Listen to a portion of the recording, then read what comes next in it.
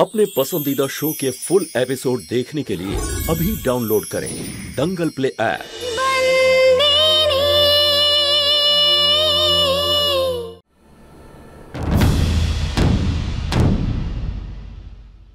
মালিক, আমি আপনার সাথে একটু কথা বলতে চাই। আমি তোর সঙ্গে কোনো কথা বলতে চাই না। তুই জানিস তো এটা যে তুই এখন শাস্তি ভোগ করছিস।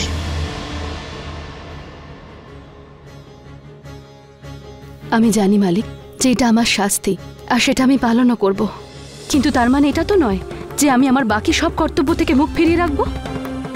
আমি যেটা বলছি সেটা আপনি শুনতে তো পারেন। আর আমি যেটা বলতে চাই সেই কথা আপনার রাগ আর আমার শাস্তির থেকে অনেক বেশি গুরুত্বপূর্ণ। তারপর যদি আপনি না চান কথা বলবেন না। মালিক, আজ আপনি মৌলিকদার উপর হাত তুলতে গিয়েও হাতটা সরিয়ে নিলেন। এটা আপনি ঠিক করেননি।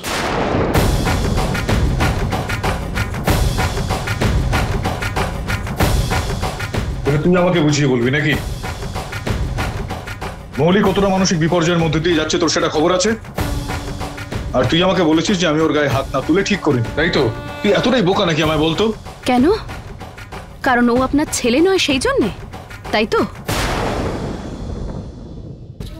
মালিক, আপনি হিতেন্দার গায়ে হাত তুললেন কিন্তু মৌলিকদার গায়ে না। এই কথাটা মৌলিকদার মনে খুব আঘাত দিয়েছে।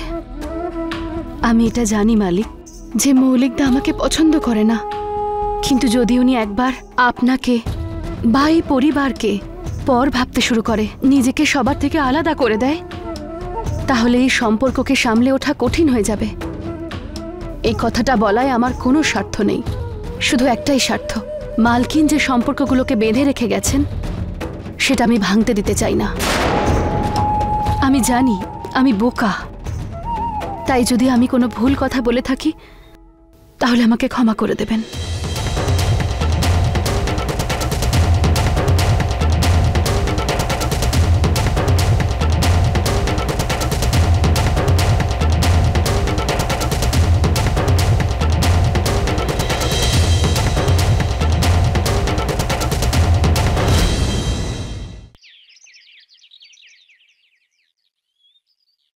ओम भूर्भुवस्वः तत्सवितुर्वरेण्यं भर्गो देवस्य धीमहि धियो यो नः प्रचोदयात्।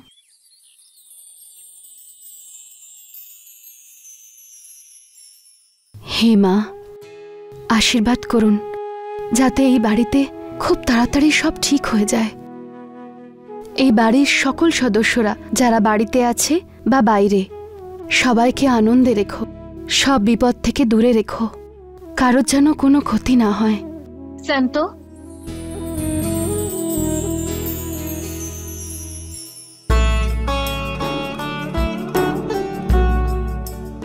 দিদি তুই এখানে? আমি ঠিক জানতাম আজকের দিনেও তুই কিচ্ছু চাইবি না। বাদ দে, এই নে এটা ধর। আরে দিদি, এটা তোর জন্মদিন আমি ভুলে যাইনি। তোকে অনেক অভিনন্দন সন্ত। এই খাবারটা আমি নিজের হাতে বানিয়েছি তোর জন্য, আর দাদু আমাকে বলল আমি যেন নিজে দিয়ে যাই। তোর জন্মদিনটা তো তুই মনে রাখিস না?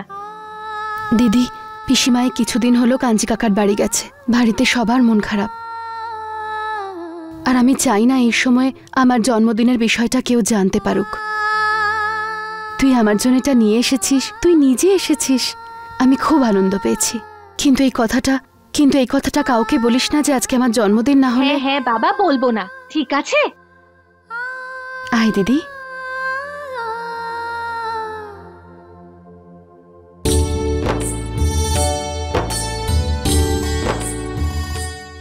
আজকে সন্তর জন্মদিন।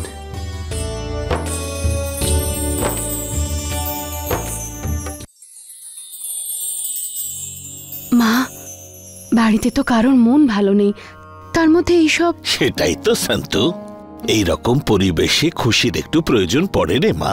আর তোর জন্মদিনের বাহানায় অল্প কিছুক্ষণের জন্য সবাই তো একটু ভুলে থাকতে পারবে। কিন্তু বাবা। হ্যাঁ সন্তু, সুখ দুঃখ তো একে অন্যের ছায়া। আমরা দুঃখে হারিয়ে যাই, যে সুখ আসতে চলেছে সেটা দেখতে পাই না। বিভা। হ্যাঁ দিদা। যা গিয়ে তোর বাবাকে ডেকে নিয়ে আয়। আচ্ছা। মা, এসব তুমি কি করছো? তুমি তো জানো মালিক এখনো আমার উপর রেগে আছে। তুই কেন চিন্তা করছিস? আমি সামলে নেব।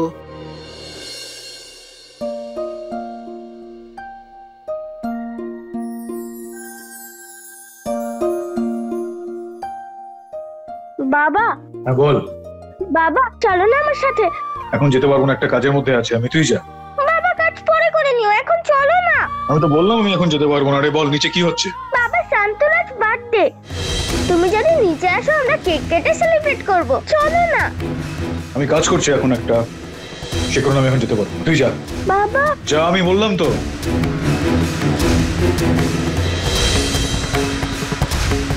এই কথাটা বলায় আমার কোনো স্বার্থ নেই, শুধু একটাই স্বার্থ, মালকিন যে সম্পর্কগুলোকে বেঁধে রেখে গেছেন সেটা আমি ভাঙতে দিতে চাই না।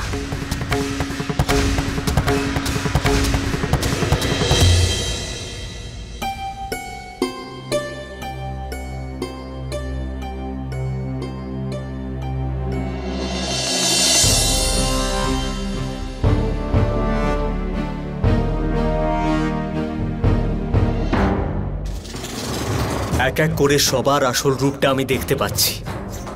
আমার মা ওই গ্রামের কুঁড়ে ঘরে পড়ে আছে, শাস্তি পাচ্ছে, আর এখানে এই সন্তু কেক কেটে আনন্দ করবে।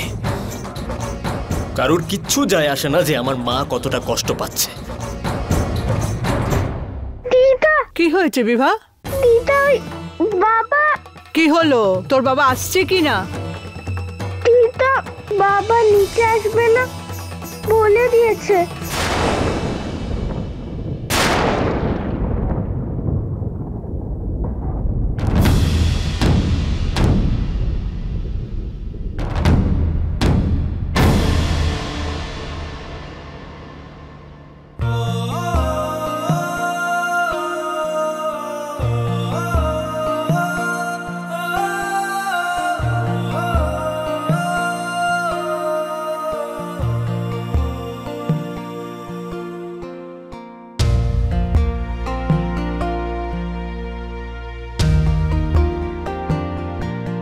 এসে গেছে মিস্টার মাহিয়া বংশী। এবার দেখবো ওনার মনে কি রয়েছে। উনিও কি সবার সঙ্গে মিলে এই বাড়ির অপরাধীর জন্মদিন পালন করবে, নাকি সেই মহিলা যিনি এই পরিবারকে নিজের মনে করেছিলেন আমার মায়ের দুঃখে আমার সঙ্গ দেবেন।